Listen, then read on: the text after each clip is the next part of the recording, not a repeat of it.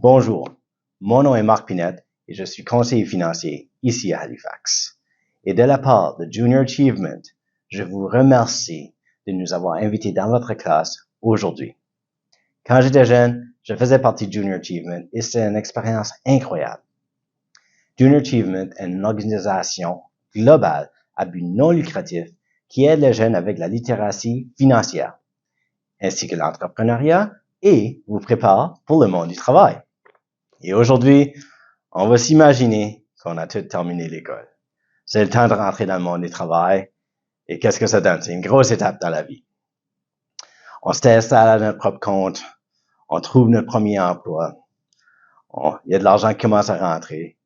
Mais c'est une grosse expérience. Et si vous voulez commencer des bonnes habitudes dans la vie, spécialement sur un point de vue financier et la littératie financière, je vous recommande fortement d'établir un budget.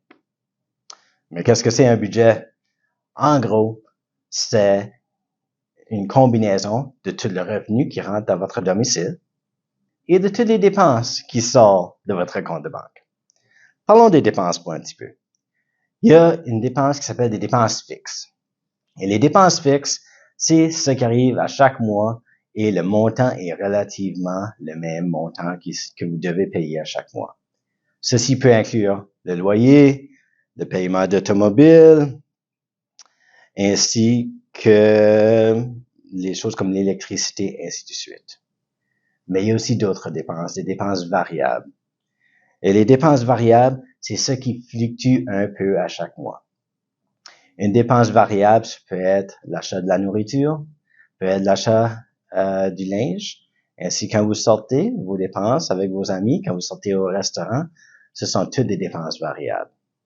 Une autre dépense variable, il faut y penser, c'est aussi les épargnes.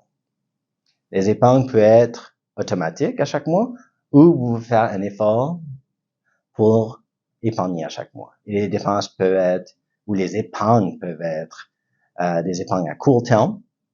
Ça peut être des épargnes pour un but à mi-terme, tel que l'achat d'une voiture, un voyage qui va se passer, ou ça peut être aussi à long terme des épargnes pour la retraite. Ça, c'est les dépenses. L'autre point, c'est le revenu. Et où est-ce qu'on trouve du revenu? Souvent, c'est, premièrement, de une ou deux jobs qu'on fait, nos premiers emplois. Aussi, il y a aussi d'autres formes de revenus, telles que si vous faisiez du babysitting ou d'autres choses pour gagner votre argent.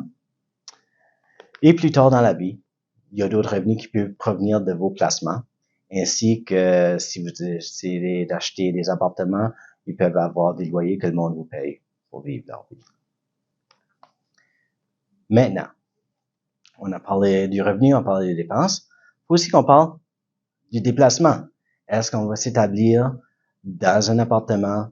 Est-ce qu'on va vivre tout seul? Est-ce qu'on va vivre avec des locataires? Ceci sont des questions que vous devez vous poser. À cause, maintenant, et au Canada, tout à travers du pays, les loyers deviennent de plus en plus dispendieux.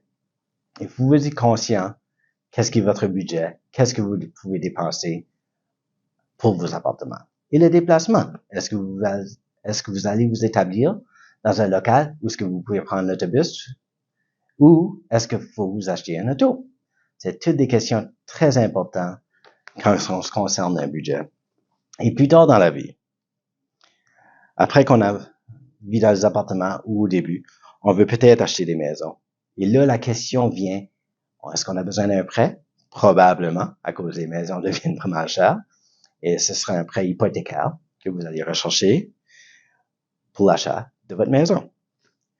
N'oubliez pas, lorsque vous entrez dans la vie active, il est souvent difficile d'acheter la nouvelle maison, car la plupart des prêteurs exigent un acompte et un bon antécédent en matière de crédit.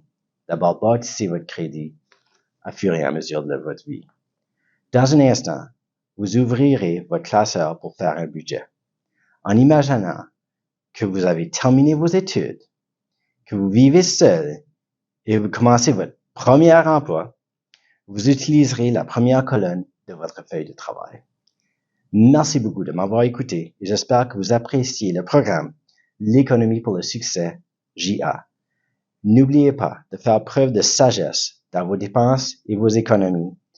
faisait votre budget et faisait surtout que vos revenus sont toujours plus élevés que vos dépenses. Junior Achievement propose d'autres programmes aux élèves gratuitement sur le campus JA et vous pouvez trouver ceci à jacampus.org. Merci beaucoup de m'avoir écouté aujourd'hui et bonne journée.